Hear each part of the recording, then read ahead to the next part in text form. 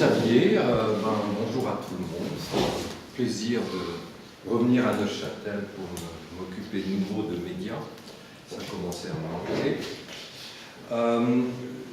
Je vais essayer de vous introduire à ce que je pourrais appeler l'économie des médias. Et je pense qu'il faut bien comprendre quand on s'intéresse aux médias de quelle économie spécifique il s'agit. Ça ne veut pas dire que je vais parler des business plans d'entreprises de médias, c'est pas du tout de ça qu'il s'agit, c'est plutôt de l'économie de cette marchandise un peu abstraite, mais à certains égards très rentable, qui est l'information de manière générale. Alors, on en parle beaucoup aujourd'hui, notamment dans toutes les considérations qui tournent autour d'Internet. Tous ceux qui se mêlent de nous annoncer l'avenir parlent d'économie des médias et lient cette économie des médias quasi exclusivement à Internet. Souvent on part de l'idée que d'ici quelques années, décennies, tout se passera sur Internet et qu'il n'y aura plus rien d'autre. J'aimerais essayer de relativiser un petit peu cette hypothèse du tout Internet en partant de l'hypothèse que l'économie des médias aujourd'hui est à comprendre comme une double économie qui est à certains égards contradictoire. Il s'agit d'une part d'une économie de l'attention, je vais y revenir, et d'autre part, et c'est là que souvent il faut faire un certain nombre de distinctions, une économie de la visibilité. Alors je commence par l'économie de l'attention. Voilà, l'économie de l'attention, c'est ça.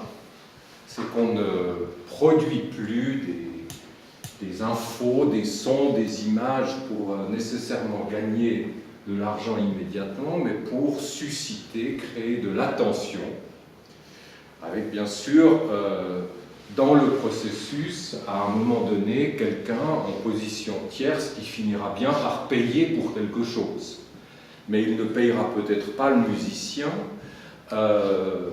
il va peut-être s'arranger pour payer l'attention qu'un certain nombre d'auditeurs pourraient accorder à ce musicien, et c'est là qu'intervient évidemment en principe le publicitaire. Donc avec l'économie de l'attention, on est fondamentalement dans une économie à trois termes. C'est classiquement le modèle des médias qui fonctionne sur la publicité, qui vendent l'attention de leurs lecteurs ou leurs auditeurs ou leurs spectateurs à des annonceurs. Donc en principe, il n'y a rien de neuf là-dedans. Et donc il faut peut-être se demander pourquoi on en parle aujourd'hui de cette économie des médias, pourquoi on n'en parlait pas il y a 20 ou 40 ans. Je crois que une des raisons qui font qu'on parle de plus en plus de cette économie de l'attention, c'est qu'on est entré dans une économie de l'abondance de l'offre. Il n'y a aucune raison de parler d'une économie de l'attention tant que l'attention va de soi. Tant que dans un pays comme la Suisse, vous avez 3 programmes de télévision, vous n'avez en gros pas de problème d'attention. Quand vous en avez 500, vous commencez à avoir un problème d'attention, un problème d'offre. Et c'est ça qui, sur les 20 dernières années, a complètement changé. C'est bien sûr l'effet Internet qui démultiplie de façon vertigineuse les informations auxquelles on a accès, mais ce n'est pas uniquement Internet. Ce sont aussi, par exemple, tous les programmes de télévision transmis par satellite.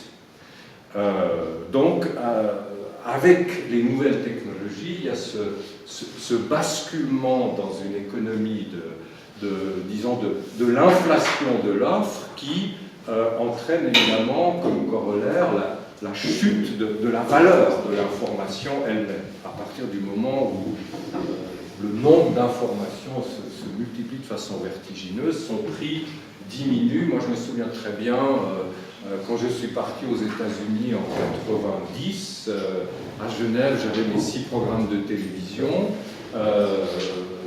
À Berkeley, c'était 50. Déjà là, je ne savais plus lesquels regarder parce que Comment choisir quand il y a 50 programmes et quand vous ne savez pas ce que vos voisins regardent? Et quand je suis rentré, en Suisse, c'était plus 50, mais 500, donc on entre dans un monde complètement différent. Et c'est la raison pour laquelle on s'est mis, bien entendu, à parler d'une économie de l'attention, puisque avec la chute de la valeur de l'information, de l'image, etc., eh bien, c'est la valeur de l'attention qui augmente, notamment dans ce système à 3 termes où vous avez derrière la production de l'attention un annonceur, par exemple, ça peut être un sponsor, ce n'est pas nécessairement un annonceur, qui va payer pour cette attention. Vendre du temps de cerveau disponible aux annonceurs, c'est vraiment l'obsession des acteurs de l'économie de l'attention. Vous avez tous entendu cette expression, elle est due au sympathique patron de TF1 il y a quelques années. Cette économie de l'attention, clairement, met en crise les business models traditionnels des médias. Ça, c'est des choses dont vous avez certainement entendu parler. Ça fait des dégâts tous les jours dans les médias. Encore récemment, Le Temps a supprimé 18 postes. Et puis, j'ai entendu dire que l'Express l'Impartial n'allait pas très bien non plus. Ils peuvent même plus payer des stagiaires qui pourtant ne coûtent rien. Donc, on est bientôt au bout de la piste, là, j'ai l'impression, pour la presse traditionnelle. On est donc dans une situation où, avec cette inflation de produits et d'augmentation de la valeur de l'attention, eh bien, la publicité, d'une part, bien sûr, émigre sur le net, mais elle n'y est pas rentable. C'est-à-dire que ce n'est pas parce qu'elle émigre sur le net qu'on s'y retrouve comme auparavant dans les médias print, par exemple. Les calculs faits sur la valeur de l'attention dans le net pour la publicité disent qu'un cliqueur vaut en moyenne 15 fois moins qu'un spectateur. On parle de l'efficacité et donc du prix de la publicité. Donc on est là dans une situation où, avec cette augmentation de l'offre, avec le trafic que ça génère sur Internet, eh bien, on modifie complètement les modèles traditionnels, et les seuls qui s'en tirent dans tous les secteurs, ça on pourrait détailler, ce sont les meilleurs et les plus gros. Donc pour la publicité, bien sûr, c'est Google, Facebook. Au niveau des médias, on va voir ces prochains temps un petit peu l'évolution qui est très intéressante. Maintenant, il y a le retour au payant. Tous les médias se sont piégés à offrir des contenus gratuits sur Internet, et puis c'est un peu comme ils sont tous dans une piscine en train de se noyer, dans le gratuit, de suffoquer, de faire faillite, et puis le premier qui sort, il se prend un bon coup sur la tête et il meurt. Donc, qu'est-ce qu'il faut faire à ce moment-là? Il faut sortir tout doucement sans être vu par celui qui donne les gros coups sur la tête. Et en tout cas, ce qui est sûr, c'est que seuls les meilleurs vont s'en sortir de cette histoire-là. C'est-à-dire que pour retourner au payant, il faudra avoir une valeur ajoutée à offrir. Donc on est un petit peu dans ce type-là de problème avec la question de l'économie de l'attention. Ce qui est très intéressant, je crois, dans l'économie de l'attention, c'est qu'elle est en symbiose. Il y a des effets de cause à effet entre le développement de cette économie de l'attention et les réseaux, les médias sociaux. Si on est dans un univers où l'attention est de plus en plus chère, où elle vaut de plus en plus, on comprend bien aussi, du coup, pourquoi Twitter devient peut-être la chose d'aujourd'hui la plus efficace. Le message de 140 signes, lu en 3 secondes, est complètement fonctionnel dans le cadre d'une économie de l'attention, alors que l'édito d'une page dans la N77, bon Dieu, qui a encore le temps pour ça? C'est un petit peu comme ça que se pose le problème. D'autant plus que, évidemment, dans le cas des réseaux, l'effet d'attention va être démultiplié par le fait que les réseaux sont précisément des démultiplicateurs où les infos sont retransmises par des milliers de personnes à leur propre réseau, etc. Donc, je dirais que la stratégie peut-être la plus ajustée à l'économie de l'attention, c'est effectivement une économie, une stratégie des réseaux, Facebook, Twitter, virtuellement d'autres réseaux. C'est certainement de ce côté-là que les choses se passent.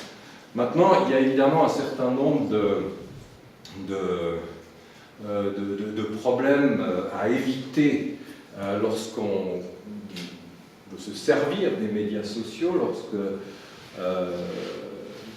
commence à avoir une importance stratégique. Il faut éviter de s'en servir de manière classique. Si Obama, dans sa campagne électorale, a, disons, 30 millions de followers, comme on dit, de suiveurs, c'est peut-être bien, bon, c'est mieux que Romney, mais il pourrait faire mieux, parce que le problème ou le but n'est peut-être pas d'avoir 30 000 followers, comme c'était son cas lors des dernières élections, mais d'en avoir 10 millions qui eux-mêmes vont chacun avoir 100 followers. C'est l'effet de démultiplication qu'il faut réussir à créer avec les réseaux. Ce n'est pas simplement la question de savoir combien j'ai de gens avec qui je suis en communication. C'est combien je suis capable d'activer de gens pour qu'ils communiquent eux-mêmes avec leur propre réseau. Et d'après les analyses qui ont été faites des 2 dernières élections gagnées par Obama, qui a beaucoup utilisé les réseaux sociaux, c'est un mécanisme qu'il n'a pas encore vraiment compris. Donc il aurait suffi qu'à la place de Romney, il y ait quelqu'un d'un petit peu plus dégourdi de ce côté-là, et il n'aurait pas été exclu qu'il se fasse enfoncer sur ce plan-là. Bon, le problème c'est que Romney n'a rien compris non plus. Mais c'est un petit peu de cet ordre-là. Il y a beaucoup d'usages classiques des nouveaux médias. Ce qui d'ailleurs, dans l'histoire des médias, est une constante. On commence toujours par utiliser un nouveau média de façon classique, en calquant l'usage sur le média précédent. L'invention du cinéma, ça a commencé par être du théâtre filmé. L'invention de la télévision, ça a commencé par être du cinéma filmé. D'ailleurs, littéralement, on filmait les films qu'on passait en 35 mm à la télévision et on les projetait. Donc, il y a toujours comme ça ce type de chevauchement entre les médias, et il faut toujours un certain temps pour que les médias de nouvelles technologies trouvent véritablement leur vitesse de croisière, ou leur meilleur rendement, plus exactement. La télévision est sans doute arrivée à son meilleur rendement dans les 20 dernières années seulement, à cause d'un certain nombre de procédés techniques qui manquaient encore dans les années 60-70, mais aussi parce qu'il faut un certain temps, une culture, du savoir pour se rendre compte de ce que l'on peut faire de mieux avec tel ou tel média. Et je crois qu'aujourd'hui, c'est exactement la même chose pour toute la logique des réseaux qui est en train de s'imposer. Et bon, alors, quand on parle d'Internet, on a toujours l'air un petit peu bête parce que 3 ans, 5 ans après, il y a déjà de nouveau autre chose qui se passe. Mais il me semble que là, on arrive vraiment au cœur de ce qui est possible avec avec Internet, Internet 2.0, le participatif, etc. Je crois que le cœur de ce nouveau moteur, il est du côté des réseaux. Les réseaux, c'est, si vous voulez, ce que le sociologue Bourdieu aurait appelé le capital symbolique dans cette sphère des nouveaux médias où on est en principe dans une économie de l'attention. Alors voilà pour l'économie de l'attention, quelques jalons, on va y revenir. Maintenant, il faut parler aussi de l'économie de la visibilité. Est-ce que quelqu'un reconnaît cette dame? Qui a dit Loana? Bravo. C'est Loana, ouais. Pourquoi j'ai mis Loana ici? T'aimes bien les Loana, c'est la vainqueur de la première saison de Love Story qui a passé sur M6 il y a très exactement 11 ans. 11 ans, Mishka. Alors j'ai une affection particulière pour Loana, je vais vous raconter pourquoi, parce que en 2001, le jour où j'ai été faire le service de presse de mon livre sur Debord, théoricien d'ultra-gauche, inventeur notamment du concept de société du spectacle, et Dieu sait si la télé-réalité est l'emblème de la société du spectacle, ce jour-là, je débarque de mon train, et la secrétaire de Fayard m'appelle, toute angoissée, en s'excusant, parce que ce jour-là, où je devais donc signer mes livres dans les caves de Fayard, il me dit, il y a Loana qui va signer son autobiographie dans la même cave. Donc il y avait d'un côté des piles de l'autobiographie de Loana et de l'autre des piles d'un livre sur Debord. Je trouvais ça très beau. Et alors elle s'est excusée, la secrétaire, et moi, je n'ai pas de problème, au contraire, je me réjouissais parce que ces espaces où on fait son service de presse chez les éditeurs français, c'est très petit. Et donc on était dans une espèce de promiscuité où je me disais que j'allais jouer un épisode supplémentaire de Love Story avec Loana. Malheureusement, elle n'est jamais venue, elle était malade, pour finir. Donc ma vie en eût été changée. Voilà, donc depuis ce moment-là, je rêve de Loana que j'ai failli rencontrer. On aurait pu faire des dédicaces communes de nos livres. Moi, ça m'aurait fait très plaisir d'envoyer mon livre signé de moi et de Loana à Philippe Solers, par exemple. Il aurait été horriblement jaloux, parce qu'il avait fait l'éloge de Loana dans un journal, je ne sais plus quoi, donc ça m'aurait bien plu. Bon, alors, économie de la visibilité, si vous pensez à la télé-réalité, eh bien vous en avez déjà une première idée. Ce qu'il faut savoir, c'est que cette économie de la visibilité, elle a un prix. Ça se paye d'être visible. En d'autres termes, c'est aussi une économie sacrificielle. Et je vais vous montrer tout de suite ce que ça donne, le sacrifice.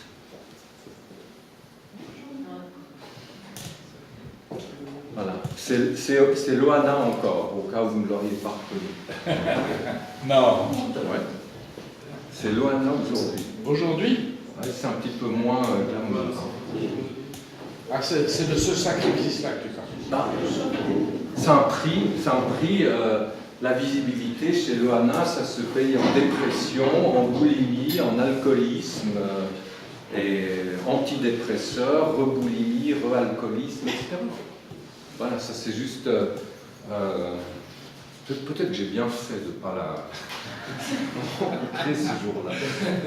Dans quel état tu serais aujourd'hui? Oui, ça serait... Il y a peut-être des formes de prédisposition. C'est peut-être pas le sujet typique, il y a peut-être des prédispositions maladives. Chez Loana, oui. Bon, elle n'est pas la seule. Le nombre de gens ravagés par la visibilité, ça ne se compte plus. En principe, c'est d'ailleurs très simple. Tous les gens visibles, ou plus exactement qui ont été visibles et qui ne le sont plus, ressemblent à Loana, après coup. La visibilité a quelque chose de sacrificiel et on s'en aperçoit quand on n'est plus à l'écran, quand on n'occupe plus le devant de la scène. Donc, l'économie de la visibilité, encore une fois, on pourrait prendre de très très nombreux exemples de ce que c'est, des niveaux où elle se joue. Je pense que vous en avez tous un certain nombre d'idées, mais c'est une économie sacrificielle. C'est exactement comme chez les primitifs, quand on les prenait en photo, ils avaient l'impression qu'on leur volait quelque chose. Je crois qu'il y a quelque chose de très très juste dans cette réaction. Le vol d'image est une façon d'attaquer l'intégralité de la personne.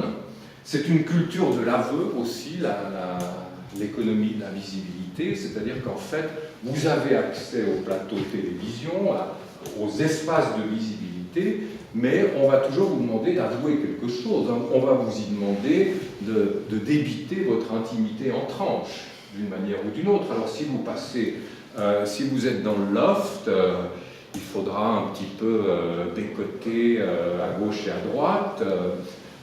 Si vous passez dans un talk show trash, il faudra expliquer mon père m'a sodomisé, mon mari a des amants, ma fille me bat, etc. Donc, comme ça, toutes sortes de révélations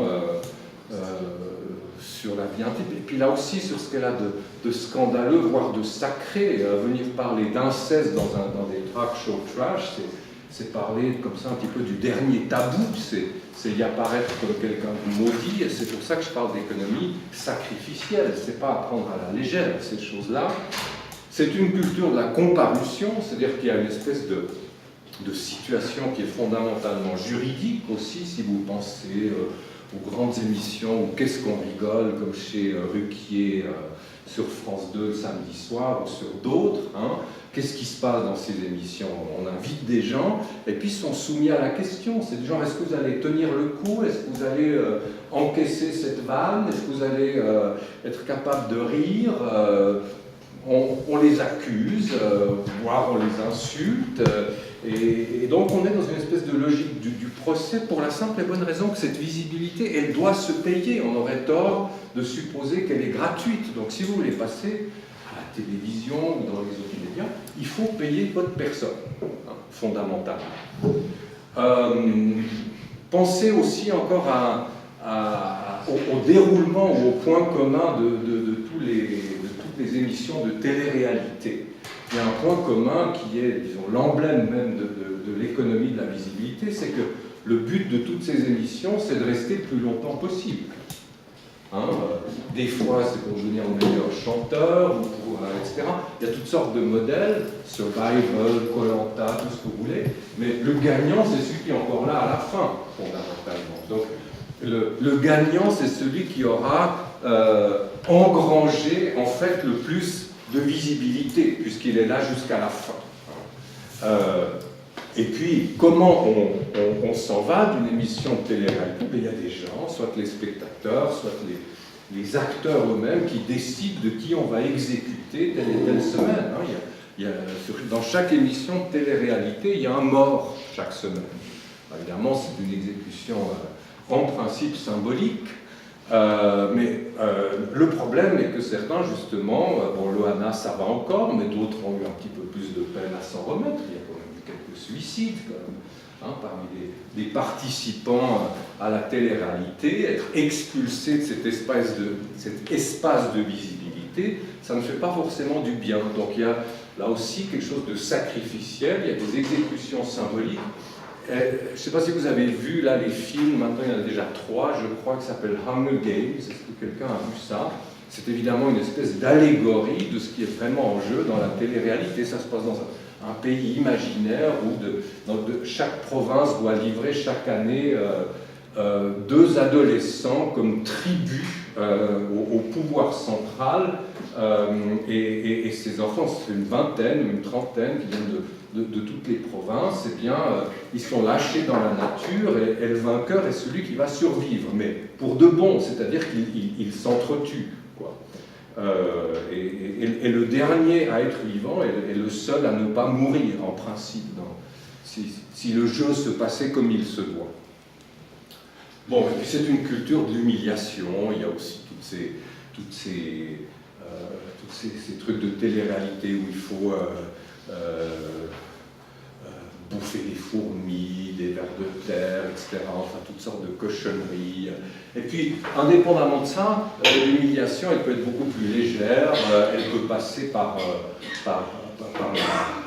la plaisanterie. Hein. Quand on rit à la télé, moi je me demande toujours de qui. C'est pas tellement un rire avec à la télévision, c'est beaucoup plus souvent un rire de. Hein. Il y a toujours comme ça quelqu'un dans le dos duquel on fait des plaisanteries. Et je crois que c'est complètement conforme à cette logique sacrificielle aussi. Pensez aussi aux comment on appelle ça, les bloopers à la télévision, les ratés, quand des présentateurs éclatent de rire, etc. Tous ces moments où en fait toute la mise en scène, toute la machinerie se défait. Hein. On aime bien ces moments d'effondrement à la télévision. Donc voilà quelques principes de base de l'économie de la visibilité. Alors il y a une hiérarchie de la visibilité. Alors pour comprendre la hiérarchie, il faut partir en haut à gauche, vous allez là, ensuite là, puis vous allez là. Donc, tout en haut dans la hiérarchie de la visibilité, il y a les samples. Les princes ou ceux ou celles qui entrent dans une famille royale ont une espèce je dirais de droit naturel à la visibilité. Ils n'ont pas besoin de faire quoi que ce soit. Je dirais même là, c'est le contraire, quand on voit les seins de Kate Middleton, je n'ai pas réussi à les retrouver sur Internet, eh bien, c'est un scandale. Hein, les Royals, en principe, ne montrent pas ça. Ils n'ont pas besoin de montrer ça pour être visibles. Est-ce que quelqu'un sait qui sont les deux bébés, là?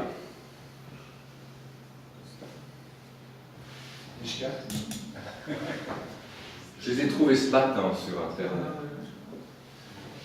Les enfants disparus? Pas du tout. Les futurs enfants. Exact. C'est les futurs enfants de la duchesse de Cambridge. Vous comprenez pourquoi je suis si bon dans les médias. J'ai un coach. C'est les futurs enfants de Kate. Il y a des logiciels qui permettent de... Garçon ou fille, voilà, c'est ça. Voilà, donc il y a la version garçon, la version fille. On peut faire ce genre de choses avec des logiciels. Donc c'est intéressant. À ma connaissance, c'est la première fois qu'on a des images d'un futur prince ou d'une future princesse 3 jours après l'annonce que madame est enceinte. L'image est déjà là. Je trouve ça spectaculaire, c'est le cas de le dire. Hein. Donc voilà, la visibilité des personnes royales, elle est quasi naturelle. Ensuite, la visibilité de la beauté. La beauté, c'est un très très grand atout dans la vie aujourd'hui. Hein. C'est aussi une valeur montante, la beauté. Quand vous êtes belle, quand vous êtes beau, eh bien, vous n'avez pas besoin de faire grand-chose pour être visible. On parlait de la beauté extérieure, n'est-ce pas? Oui, Non, non. les âmes, on oublie. Les âmes, on oublie, là, c'est fini pour nous. Ensuite, vous avez c'est fini. Vous avez les stars, les pop stars, ça c'est Lady Gaga, etc. Et puis, ensuite, on entre comme ça dans le milieu du classement, alors on retrouve les vedettes de la télé-réalité. Ça m'a fait plaisir de mettre Sarkozy et sa femme sur la croupe de Loana. Je trouvais que c'était l'endroit qui leur convenait le mieux dans la hiérarchie, en quelque sorte. Ce n'est pas des hiérarchies très fixes, ça, vous l'aurez bien compris, parce qu'évidemment, il y a des stars plus connues que d'autres, il y a des stars de cinéma plus ou moins connues, etc. Mais en gros, si on arrivait à déterminer comme ça le médian de la visibilité de chaque catégorie, ça suivrait un petit peu cet itinéraire, quoi. Ensuite, un petit peu en dessous des stars de la télé-réalité, vous avez les médiatiques eux-mêmes, hein, les présentateurs, les animateurs, etc. Et puis peut-être, c'est pas très glorieux, les intellectuels, les écrivains, ça c'est Madame Christine Angot. C'est pas tout à fait par hasard qu'entre Christine Angot et la porno, il reste plus que ça, hein, de différence. Parce que je sais pas si vous avez lu ces romans sur les incestes à répétition qu'elle a su, et surtout qu'elle raconte à répétition. On n'est plus très loin, effectivement, du porno, ou bien les talk shows plus ou moins trash, c'est le bas de gamme, quoi. Si vous êtes ni star de cinéma, ni noble, ni beau, ni belle, eh bien, il vous reste les monstruosités qu'on raconte dans les talk shows, ou éventuellement la porno. YouPorn. Hein. Voilà un petit peu la hiérarchie de la visibilité. Alors, la visibilité, c'est aussi quelque chose qui se renforce dans les réseaux, bien sûr, qui peut être favorisé par certains types de réseaux. Par exemple, je suis sûr que pour M. Gordon Brown, c'était plutôt une bonne chose de dialoguer avec cette charmante reine de Jordanie, ça valait la peine de se déplacer au WEF pour ça. Dans les réseaux, il est tout à fait clair que les uns profitent de la visibilité des autres. Bon, alors maintenant, il faut peut-être voir en quoi aussi cette économie de l'attention et l'économie de la visibilité n'est pas nécessairement compatible. La différence fondamentale, pour moi, entre les deux économies, et je crois que c'est important d'avoir ça à l'esprit, surtout si on envisage d'être un usager des médias, c'est que la visibilité, elle n'est jamais collective. Alors que les réseaux, ici, c'est une image de la place Tahrir, la révolution égyptienne qu'on a associée justement au réseau, à la communication par les médias sociaux, et elle est fondamentalement, elle est d'essence collective, participative, c'est pas une économie de l'individualisation, fondamentalement. Alors que l'économie de la visibilité, elle est fondamentalement individuelle. On est toujours visible individuellement. L'idée de visibilité collective, eh bien, elle est parfaitement contradictoire. La visibilité n'est intéressante que si elle est exclusive. C'est-à-dire que vous êtes visible parce que quelqu'un d'autre ne l'est pas. Ouais. L'équipe de football, par exemple, c'est la visibilité en groupe. C'est 11 stars, une équipe de foot. Les sportifs, ils manquent là dans ma liste. Ils sont peut-être quelque part entre les stars et les politiciens. Pour moi, le sport, c'est clairement une économie de la visibilité. D'ailleurs, si vous regardez les équipes de foot, bien sûr, en tant que telles, on les voit de temps en temps. Quand on regarde un match, on voit l'équipe. Mais qui est dans les journaux après? C'est pas l'équipe, c'est Messi, etc. Donc, en fait, c'est plutôt une économie individuelle de la visibilité. Et l'économie de la visibilité est toujours individuelle parce qu'elle est exclusive. Vous êtes visible à la place de quelqu'un d'autre. C'est d'ailleurs là. Si tout le monde pouvait être visible, ça n'aurait aucun intérêt. Et d'ailleurs, c'est impossible. Oui. Et c'est un peu virtuel, mais la visibilité d'une marque aussi. Si on dématérialise le truc, si on dématérialise la star, oui. On a des marques. L'importance des marques est sans doute corrélative de l'importance prise par l'économie de la visibilité. Vous avez tout à fait raison. D'ailleurs, il y a aussi des individus, par exemple, dans les maisons d'édition, les auteurs sont souvent considérés comme des marques. Chez les éditeurs, on parle des auteurs comme de produits, et puis il y a les produits de marque. Ça conduit d'ailleurs certaines maisons à refuser des auteurs qui pourraient être financièrement très, très intéressants. Par exemple, l'auteur de 50 Shades of Grey a été refusé en Allemagne par Rowohlt, qui est un des grands éditeurs, plutôt haut de gamme. Donc il y a un problème de marque. On veut protéger la marque haut de gamme en évitant d'associer le SM bas de gamme de E.L. James avec les auteurs Rowohlt. Ça va dans le même sens. Donc l'économie de la visibilité est hyper personnalisée, alors que l'économie de l'attention, l'économie de l'Internet, elle, je dirais, bien sûr, on peut aussi y apparaître individuellement, c'est pas le problème, mais je dirais sa vocation est participative, collective. C'est là qu'elle est à son maximum d'efficacité, je crois. Un rapport entre les deux choses, c'est toute la question du rapport de parodie entre l'économie de l'audiovisuel et l'économie de l'Internet.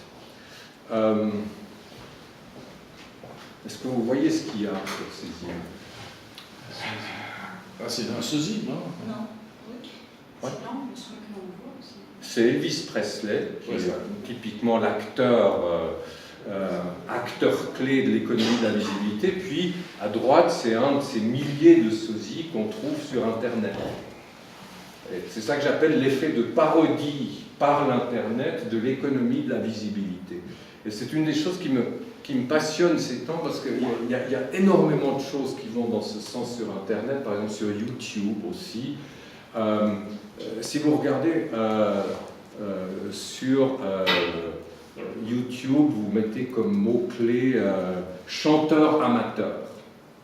Vous trouvez des milliers de vidéos de personnes qui viennent pousser la chansonnette, qui sont filmées en vidéo, et qui sont sur YouTube. Et puis, vous vous dites, ah oui, ces amateurs qui aimeraient des stars. Bon. Et puis vous vous rendez compte que certains chantent complètement faux, et en plus, quand ils déraillent, ils éclatent de rire, ou elles éclatent de rire. Comme des gosses. Les gosses, quand ils chantent faux, ça les fait marrer aussi. Sur YouTube, il y a plein de choses comme ça.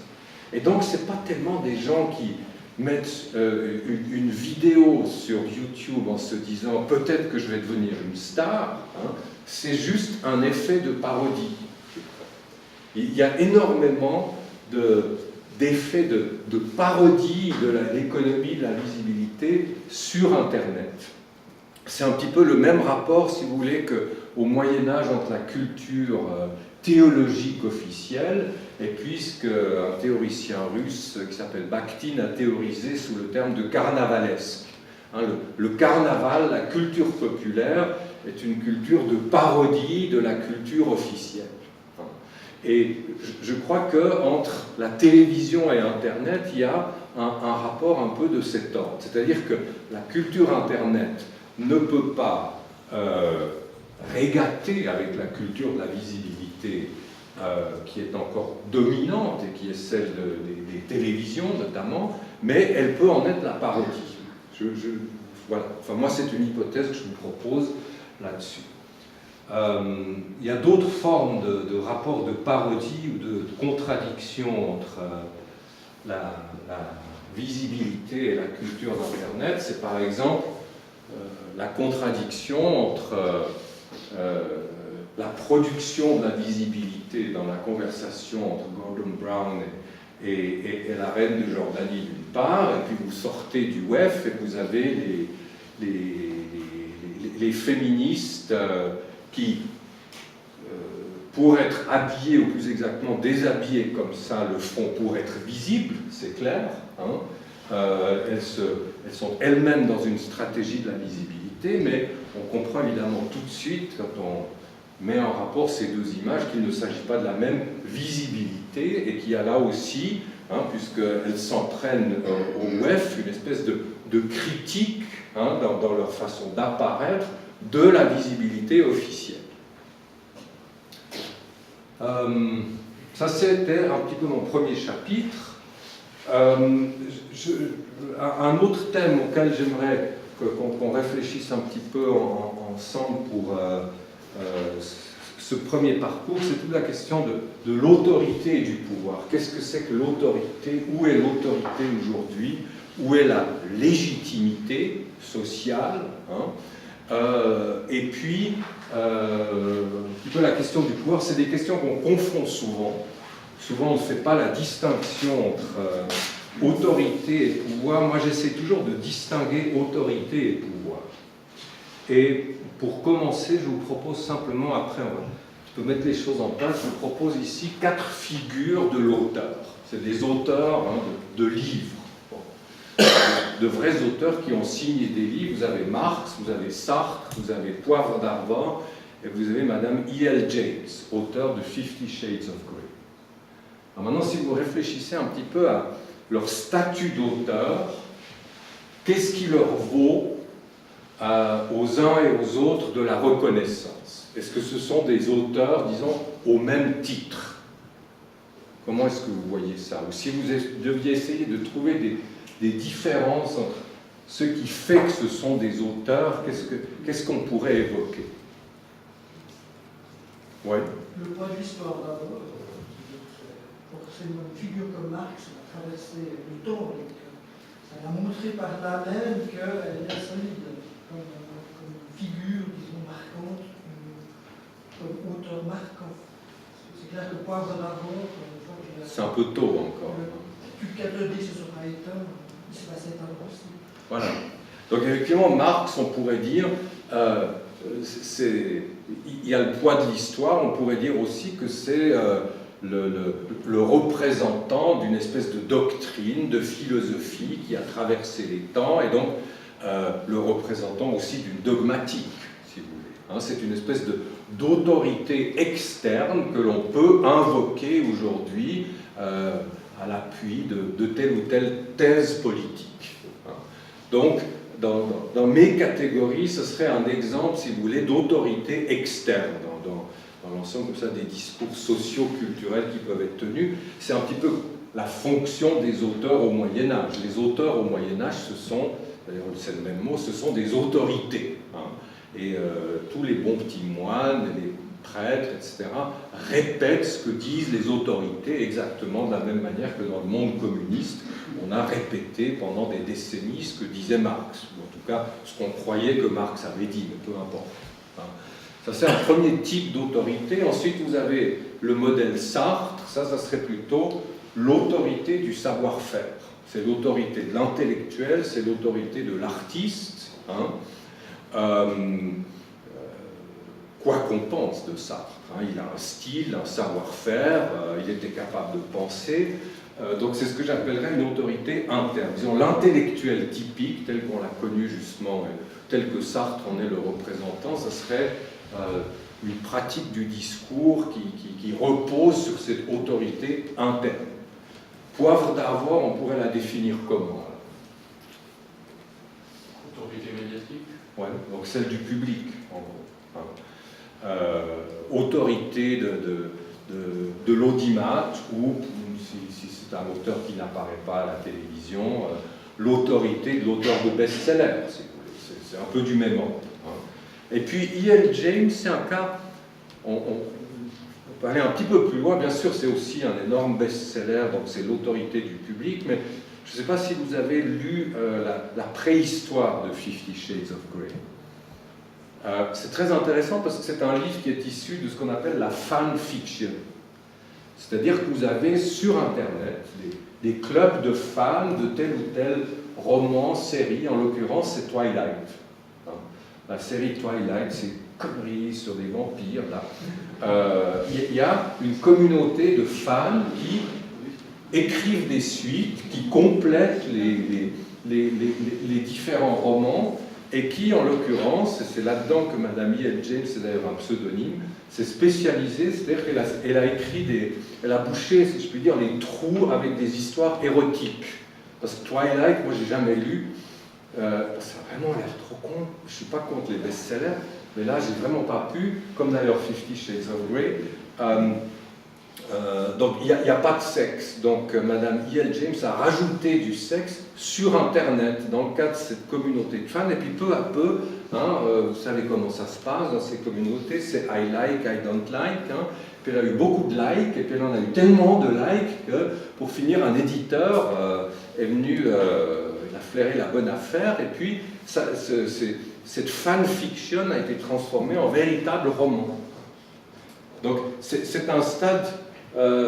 C'est pas seulement l'autorité du public, là on est carrément dans un auteur dont l'autorité est celle, en fait, on pourrait dire, des producers, hein, des usagers du net. C'est un petit peu, si vous voulez, peut-être la figure de l'auteur dans l'avenir.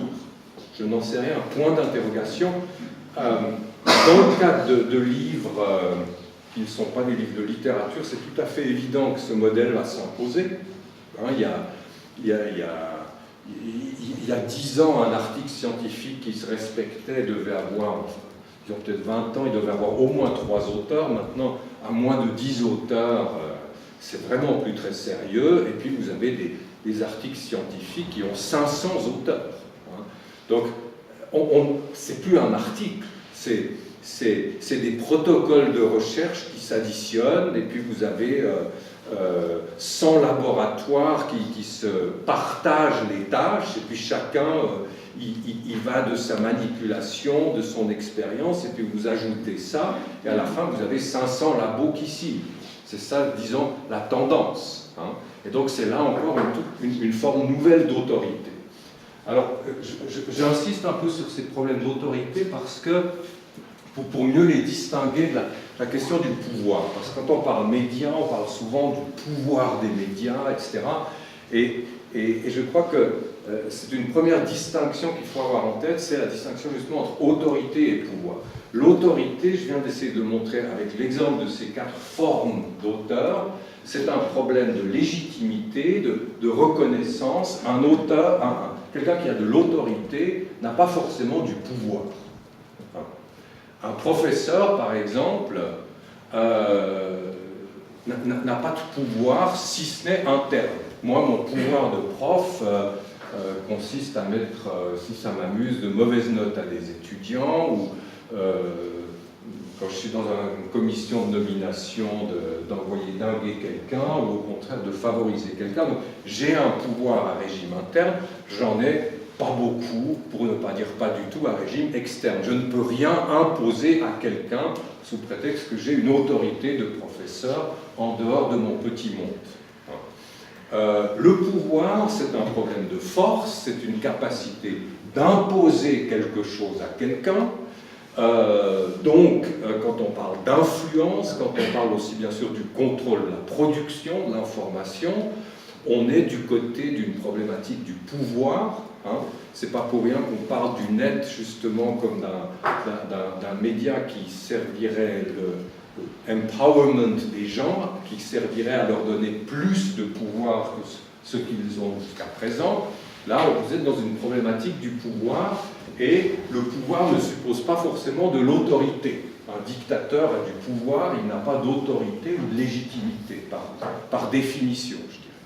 Donc, ça, c'est des distinctions à avoir un petit peu en tête, même si après, si vous vous demandez où sont aujourd'hui les lieux de pouvoir et d'autorité, il s'agit bien sûr, dans la plupart des cas, de figures ou de lieux dans lesquels de l'autorité est combinée avec du pouvoir. Mais il faut quand même distinguer les deux choses, justement pour être capable un petit peu d'analyser quels seraient ces lieux de pouvoir et d'autorité.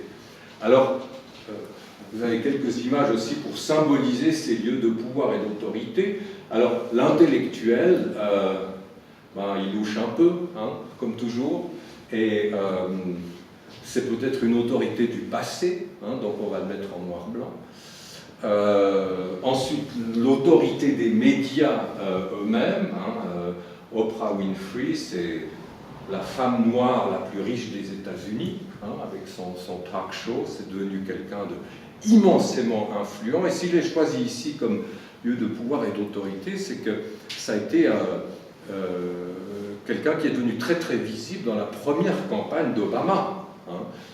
Kennedy, en 1960, il avait Norman Mailer et quelques autres derrière lui, comme au niveau de la plaque de l'autorité.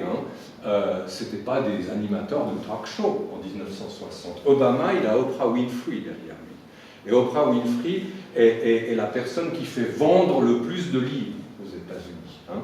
Elle a intégré, comme spin-off de son talk show, elle a une espèce de club du livre. Et quand un écrivain passe chez Oprah Winfrey, ou que ce livre est discuté dans le club du livre d'Oprah Winfrey, c'est le jackpot. Ça vaut tous les Goncourt, ou tous les Pulitzer du monde. Ça. Donc voilà quelqu'un d'extrêmement puissant. Bon, l'autorité de la religion, l'autorité de la politique, l'autorité de l'entrepreneur, l'autorité de la technologie elle-même, à distinguer de celle de l'entrepreneur. Et puis, est-ce que vous savez qui c'est, l'avant-dernier là?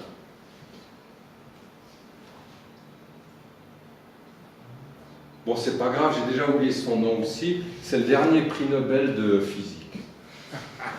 C'est intéressant. Ils échappent complètement à l'espace de la visibilité. On ne les connaît pas. Donc voilà une autorité sans beaucoup de pouvoir. Au niveau, disons, de l'espace public social. Et puis la dernière image, elle est là pour indiquer que c'est l'autorité de la tradition, l'autorité des rituels. J'aurais aussi pu mettre une image de la famille, mais peu importe. Alors maintenant, une question qu'on peut se poser, c'est est-ce qu'il y a là aussi une hiérarchie? Alors, là aussi on peut se dire, bon, ça dépend qui. Hein. Lieu de pouvoir et d'autorité, sans doute oui, Obama, beaucoup plus que Uli Maurer, bon, hein, pour prendre un autre chef d'État. Au hasard. Au hasard. Hein. Donc, moi, mon hypothèse, c'est que le pouvoir et l'autorité se jouent aujourd'hui, et bon, j'aurais pu mettre ça plus clairement en évidence avec ces images, entre Oprah Winfrey, Obama, Bill Gates et l'iPhone. Hein, c'est-à-dire certaines formes, le monde de l'économie, mais seulement, disons, certaines branches de l'économie. Quand vous regardez les images comme ça du WEF sur le net, vous en avez des centaines, et puis vous regardez un peu les entrepreneurs qui sont là, c'est toujours Bill Gates, et puis des gens comme lui. Vous n'avez jamais le patron de Peugeot ou des choses comme ça. Tout le monde s'en tape, la bagnole. Hein. Il n'y a pas d'autorité, de prestige ou de pouvoir qui serait lié à cette branche-là de l'industrie. Hein. Par contre, la technologie, elle est de plus en plus centrale. Technologie, médias, politique, c'est un petit peu le triangle d'or, sans doute. Et vous avez justement d'autres formes de pouvoir ou d'autorité qui sont en déclin. Le pouvoir d'intellectuel, le pouvoir de la science, la tradition et, à mon sens, même la religion, même si on parle comme ça périodiquement d'un retour de la religion. Vous voyez là, hein, cherchez le philosophe. Je vous dis tout de suite, vous n'allez pas le trouver, il n'y en a pas. Hein. Vous avez des politiciens, Clinton, Gates, Kofi Annan, comment il s'appelle là, j'ai déjà oublié son nom, là, l'anglais, peu importe. C'est Blair. Blair, voilà, on est déjà en train de l'oublier. Hein. Et puis Bono, Popstar. Puis l'Africain, je dois dire. Sud-Africain. Ouais. Mais il a un nom encore? Peu importe. C'était juste pour vous montrer qu'il n'y avait pas d'intellectuel. Mais au centre, c'est pas Kofi Annan, hein, c'était pas l'autre. Oui, c'est vrai, c'est pas lui. Non, ouais. C'est le Sud-Africain, le président de Sud-Afrique. Non. Non. Bon, il faudrait qu'on l'identifie. Mais je doute qu'il soit philosophe. Hein. C'était juste pour vous montrer qu'il n'y avait pas de philosophe au WEF. Bon.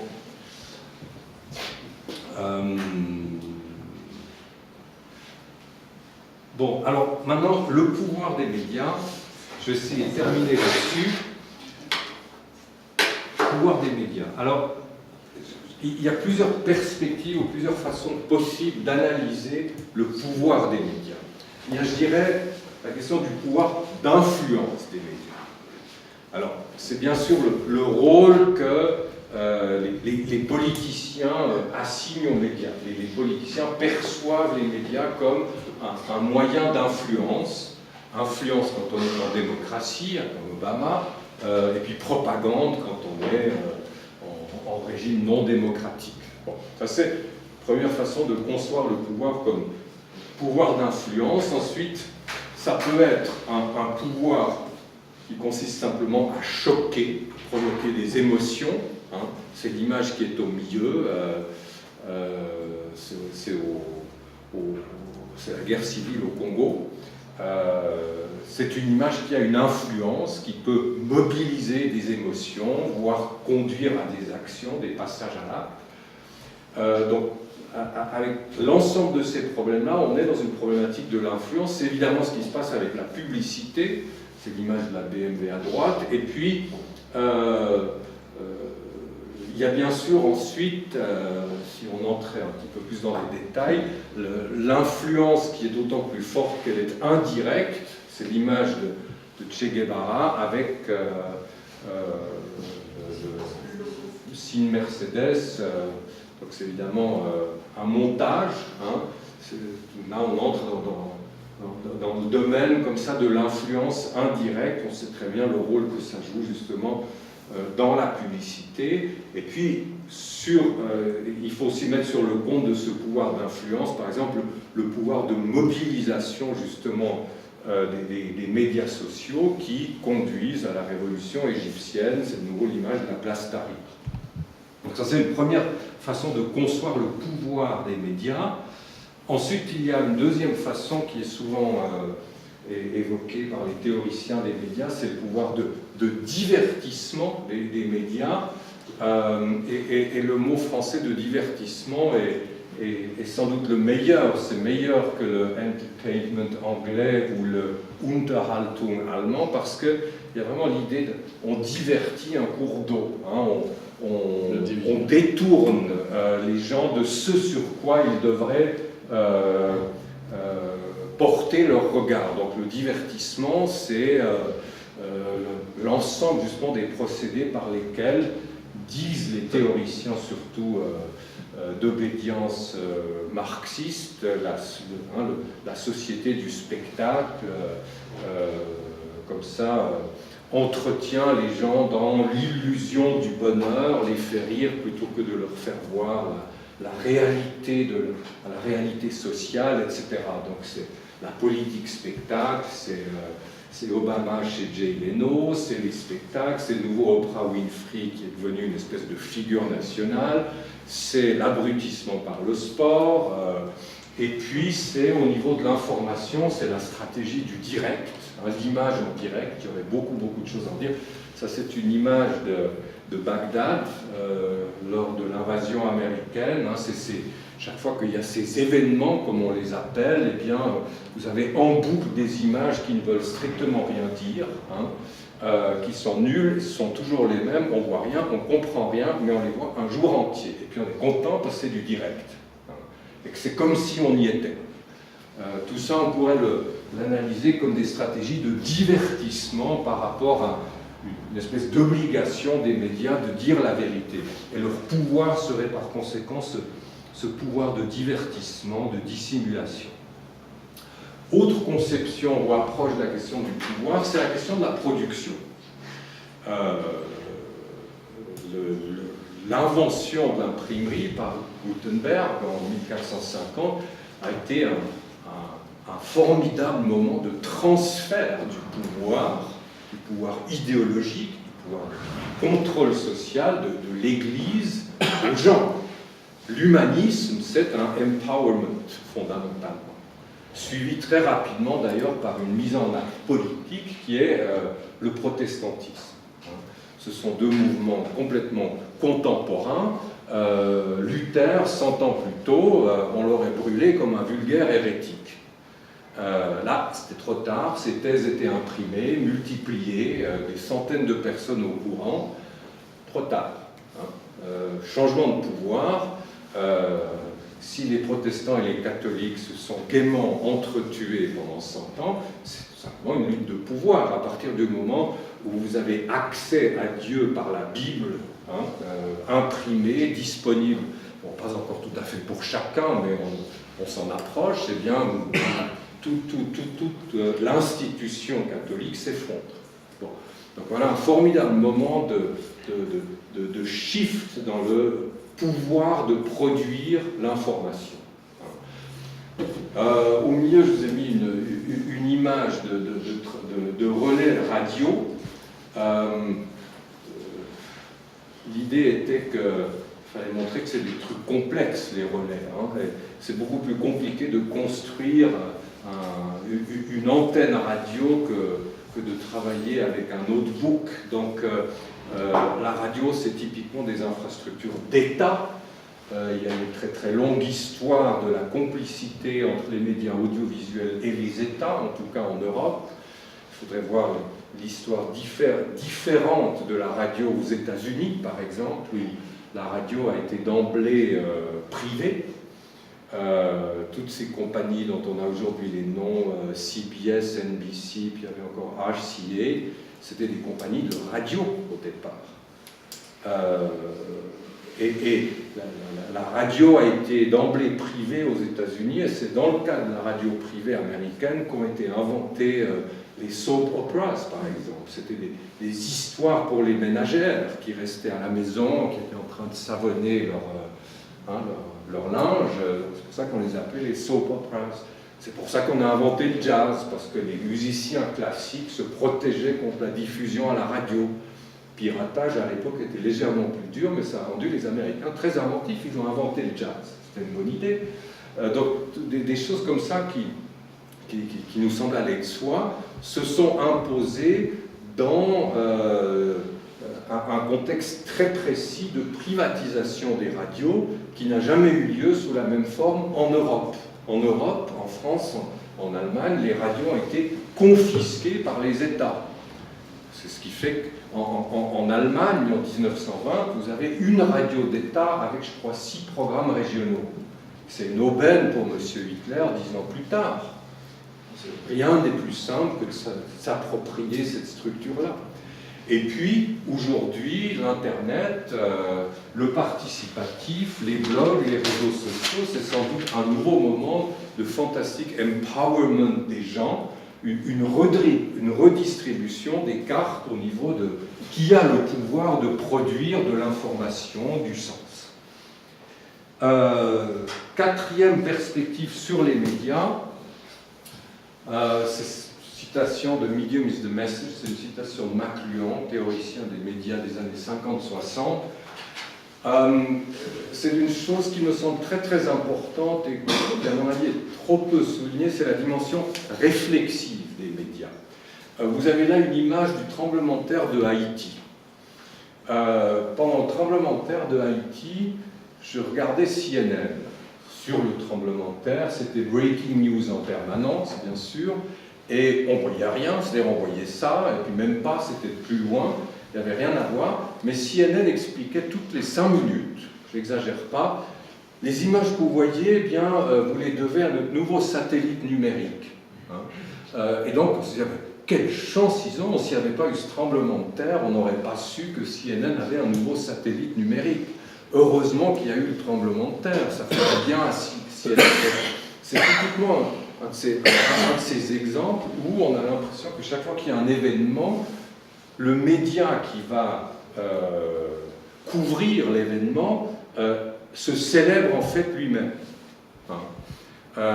Si vous regardez de façon un peu attentive la télévision passe son temps à célébrer sa capacité de faire du direct, sous toutes sortes de formes, directes ou indirectes.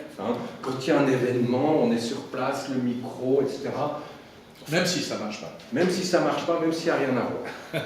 En général, il n'y a rien à voir, mais on est là, on est en direct. Et puis bien sûr, la télévision, c'est le royaume du sport en direct, des débats politiques en direct, etc. Il y a une espèce de célébration continue du direct.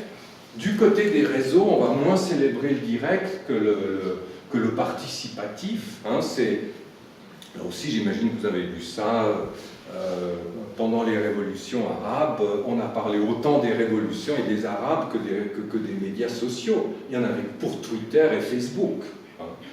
On a d'ailleurs l'impression qu'après, ces pauvres Libyens, ils n'ont pas tellement de réseaux, ça nous intéresse moins.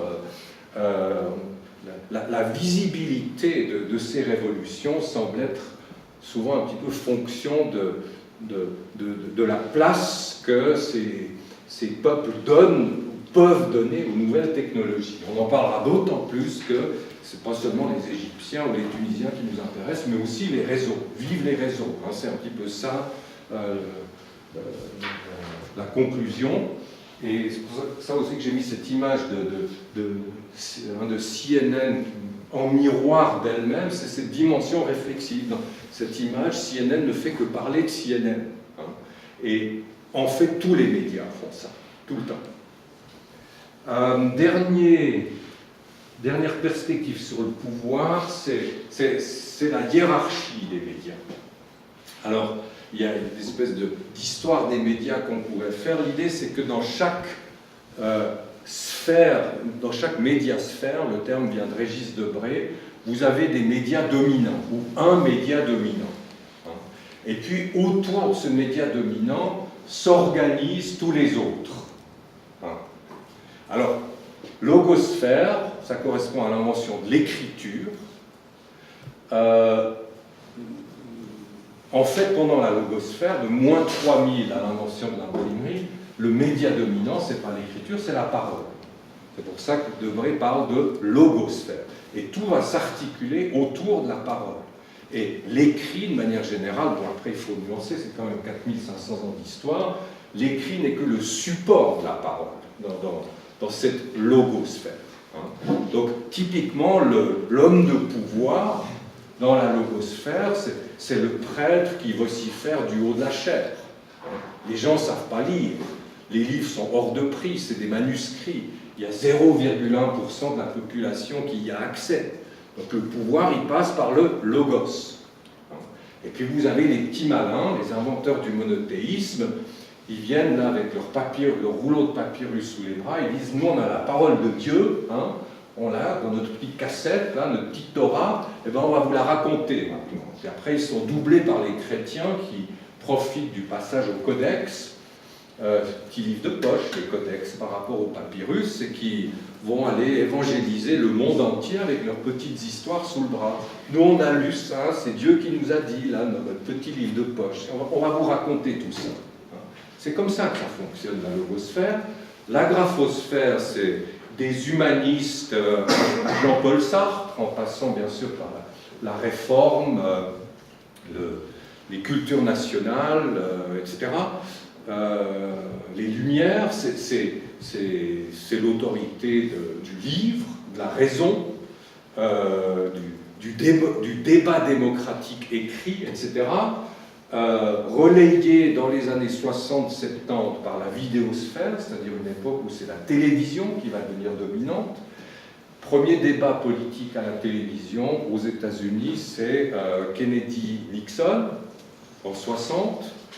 Petite avance toujours aux États-Unis par rapport à l'Europe. En Europe, le premier débat politique télévisé, c'est celui entre Giscard et Mitterrand en 74. C'est le décalage à peu près normal au niveau comme ça de l'histoire de la société de consommation entre les États-Unis et l'Europe. Donc, pour savoir quel est le média dominant, il suffit de se demander, si je veux devenir président de la République, où est-ce que je vais, hein? Est-ce que je signe un édito dans le Monde? Est-ce que je publie une profession de foi idéologique chez Gallimard? Ou est-ce que je vais à TF1, etc. Ça, les questions, si vous arrivez à y répondre clairement, vous savez très bien dans quelle médiasphère vous êtes et qu'est-ce qui est dominant dans tel ou tel environnement médiatique. Alors je dirais qu'aujourd'hui, la vidéosphère continue et elle est doublée, c'est là qu'on retrouve cette opposition ou cette dialectique attention-visibilité par l'hypersphère, c'est-à-dire la sphère du numérique. Internet, etc. Voilà. La synthèse de tout ça aujourd'hui, ce sont les réseaux. Les réseaux, c'est à la fois un principe d'influence, ça a toujours été, mais ça l'est peut-être encore plus. C'est un principe d'autocélébration. Les réseaux sont soutenus par les technologies, c'est une évidence, Twitter, Facebook, et puis le numérique, c'est du réseau en tant que tel, hein, l'hypertexte, c'est du réseau, le cœur du numérique est parfaitement adéquat par rapport aux usages sociaux qu'on en fait, et c'est la raison pour laquelle on nous parle aujourd'hui partout de réseaux, qu'il n'y en a que pour les réseaux, le forum des 100, même si vous y êtes 1000, bon, et puis c'est intéressant dans l'hebdo, cette fascination pour les réseaux. Par exemple, là, lors des dernières élections pour un conseiller fédéral là, entre Bercé et Maillard, l'hebdo qui marche au réseau, hein, j'imagine que vous en êtes rendu compte si vous lisez ce brave hebdomadaire en cure d'amaigrissement perpétuel. Et bien donc l'hebdo expliquait, oui, Bercé, il a les meilleurs réseaux. Hein. Donc il fallait être pour Bercé contre Maillard, parce que Bercé avait de formidables réseaux, alors que Maillard, espèce de pauvre pomme idéologique, il a des idées, il a fait des études de lettres, Bercé c'est l'économie, hein. Vous voyez un peu le vieux pâteau qui est resté collé à l'idéologie, il a des idées le pauvre. Bon. C'est vrai qu'on a vu depuis que Bercé, il a peut-être des réseaux, mais en même temps, c'est une très belle démonstration, je suis un peu méchant là ou quoi, c'est une très belle démonstration que, à partir du moment où vous fonctionnez dans des réseaux, vous n'êtes plus vraiment obligé de penser, hein, ou d'avoir des idées, parce que moi je trouve que ce qui caractérise comme ça les initiatives politiques de Bercé depuis qu'il est conseiller fédéral, c'est qu'il est complètement conforme, ce qui fonctionne d'ailleurs très bien. Il y a une sorte de sens du consensus, mais je crains fort qu'il va... c'est un peu comme le triangle des Bermudes, hein, le réseau. Vous voyez, au centre, il y a un trou.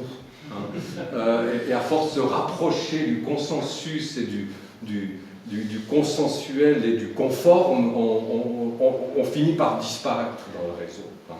Donc j'ai un petit peu peur pour M. Bercé. Voilà, ça c'était le... Alors ça, on garde ça pour la deuxième partie. Merci beaucoup.